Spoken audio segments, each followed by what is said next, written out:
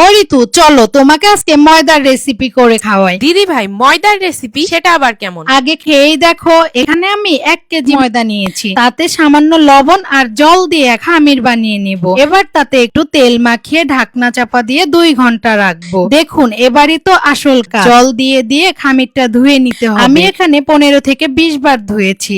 এবার পরিষ্কার জলটা বের হয়েছে। ময়দার ডোটা চাকুর সাহায্যে ছোট ছোট করে কেটে নিব। এবার গরম তেলে দিয়ে উল্টে পাল্টে লাল লাল করে ভেজে তুলে রাখবো। ওই একই তেলে আস্ত গরম মশলা আর জিরা তেজপাতা ফোড়নে দিয়ে আলুগুলো ভেজে নেব। আমার মতো আলু খেতে কে কে পছন্দ করো অবশ্যই কমেন্টে জানিও। সাথে হলুদ গুঁড়া, মরিচ গুঁড়া, জিরার গুঁড়া, ধনিয়ার গুঁড়া আর পরিমাণ মতন লবণ দিয়ে কষিয়ে নিব। এই ফাঁকে একটু চিনিও দিয়ে দিলাম। এবার ঝোলের জন্য জল দিয়ে দেব। ঝোলটা ফুটে এলে ভাজা ময়দা, গরম মশলা গুঁড়া আর বেশ খানিকটা ঘি ছড়িয়ে চুলা বন্ধ করে দেব। এবার বলি, এই রেসিপিটার নাম হলো কাশ্মীরি ধোকা।